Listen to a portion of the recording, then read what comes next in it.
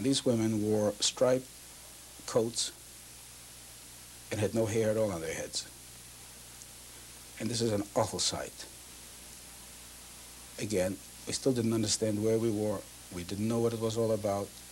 We found out after the war that was Auschwitz. Now, we also found out what took place there. The SS wanted us gassed, and the German War Ministry needed us as mechanics to work on their airplanes. And I guess the War Ministry won, and they shipped us into Germany. And for the next 4 days and nights, there was no food. The smell, unbelievable. Bodies all over the cars. People were dying like flies. Not even a glass of water. And this whole thing was, it's like a nightmare. This is very difficult to describe, how one finds oneself in this type of a situation.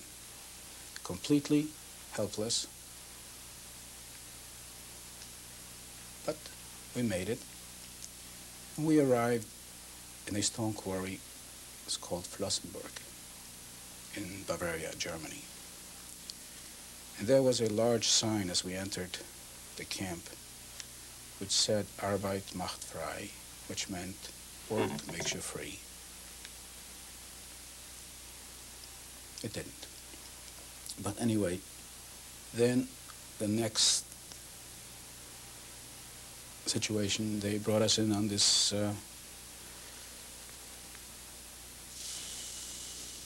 large reveille place. And they told us all to undress, leave all our belongings, which consisted of just what we wore and perhaps a few photographs. We had to leave everything. Then they ushered us into a large shower room and let go some ice water. Then went out through a different door into what they called a quarantine, which had 4 barracks. And that was a camp within a camp. In that quarantine, we walked around naked day and night. Again, on 4 days and 4 nights. And during that time, they shaved us of all hair. And this is an extremely painful experience when men use rusty razor blades and nick you, and then they use Lysol on a cut. That's an excruciating pain. Just burns. And some people didn't even survive that from pain. And then they gave us numbers, prisoner numbers. Oh yes, I'm going to get back to this, but I want to get back to talk about numbers. In Flossenburg, they tattooed us KL, which means Konzentrationslager.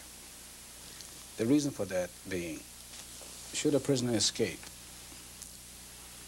he would be easily detected and apprehended.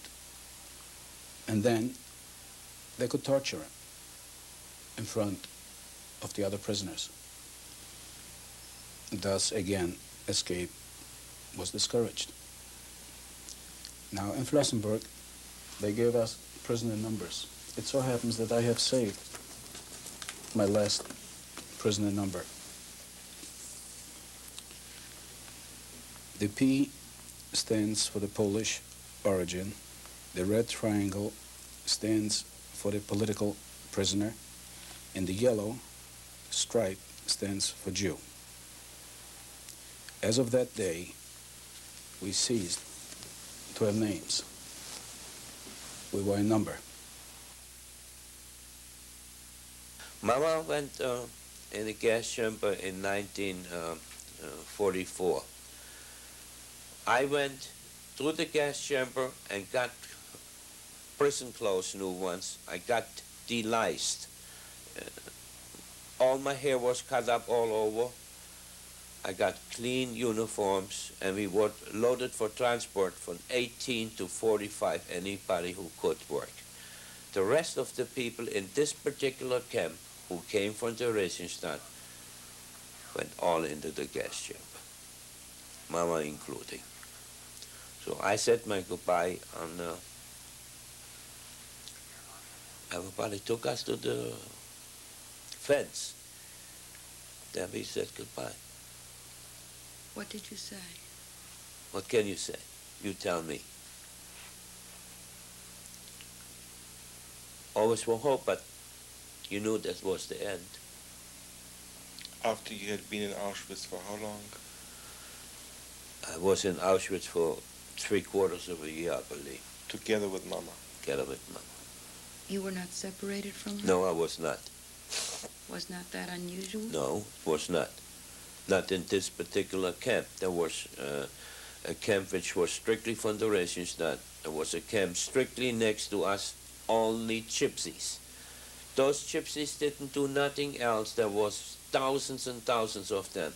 They had to bring in different groups in the morning. They played when those groups go out into a factory where they took coals out. They made margarine and oil and stuff out of this. This particular group was brought out by gypsy music in the morning and brought back by gypsy music at night. That was the camp next to us. The camp on my right, they came all from Hungary, from Hungary. All Hungarian people, Jews, was in the next camp, men and women. Many of times you stood on this electric wire and watched trains coming in, with everybody had to leave their valises and everything there, and they marched right into the gas chamber. How you know it's a gas chamber? That thing was burning day and night. People went in, nobody ever came out. So the presumption was that they were burned, and the smell was unbearable.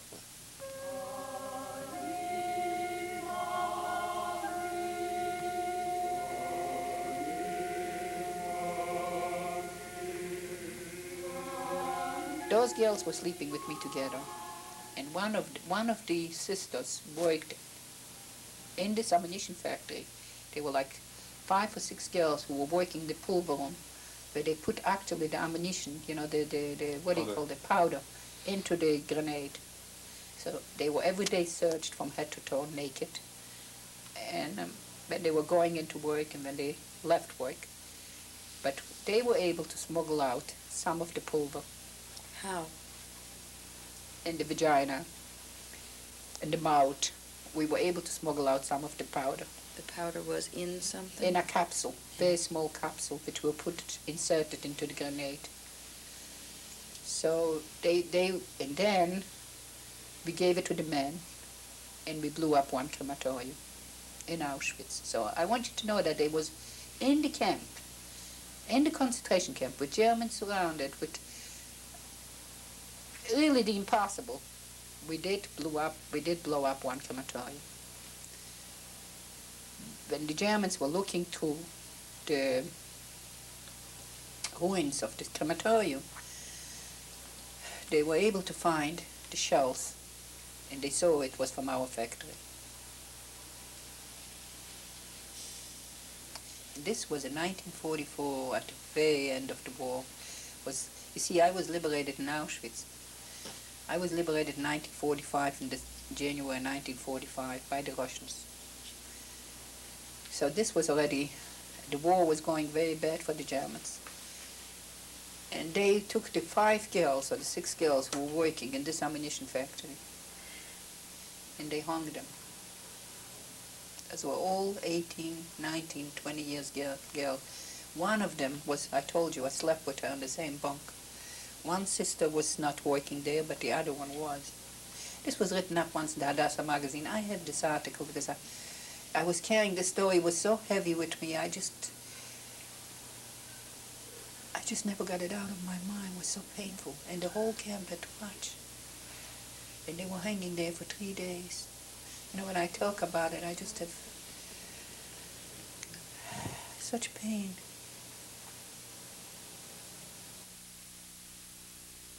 There's one lie that has to be It has to be spoken about and denied as vigorously as possible, and it cannot be done by anyone else, only by ourselves. One of the basic lies, there were many lies, 2 or 3 basic lies about the Holocaust survivors. One lie was that we didn't fight back. We didn't resist enough. And that's a lie. In our town, I would say there are at least 50 occasions of resistance, of acts of resistance against the SS. We blasted out oil tanks. We cut their tires. We destroyed laboratories inside. But whenever we did it, we always erased the trace of any Jewish partnership in it, in that act of thing.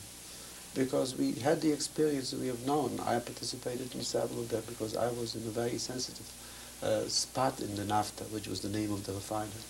I could have blown up the whole thing in one shot, in one match. But we didn't want to do that. We didn't want to do it because we knew we liquidated NAFTA. They'll liquidate 1,000 Jews right away because they wouldn't have any workers, and they'd take them out to shoot them. And there was always the revenge, immediate, not waiting like the United States is waiting right now, with any action against Iran. But the German Gestapo, when they had something, any minor excuse, one of the most common way of resistance was spitting in an SS-man face. Spitting in front of him. And usually the SS-man would take out and shoot, but that was the greatest heroic act that a Jew could have done. And there was resistance all over. Why the people don't know, why the world doesn't know about it? There are many reasons. Number one, most of those people that participated did not survive to tell it. The Germans themselves did not report it. They were embarrassed to report that a schmutzige Jude did something to it. They didn't report themselves. They swallowed it down because of their pride. Reports that were made, we investigated it, were destroyed by the Germans. The only 2 basic acts of resistance that are historically now accepted is Warsaw and Wilno. But there were acts of resistance all over in concentration camps and in each village, in each town. But no Jewish, we tried to hide our Jewish initiative in any kind of act of resistance. So that's a great lie that we did not resist. There's also another lie with which I want to conclude this because time is up. The lie which a lot of people say that Jewish people, that the Jewish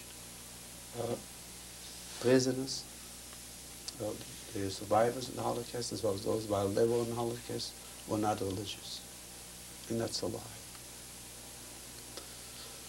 Because everyone was religious.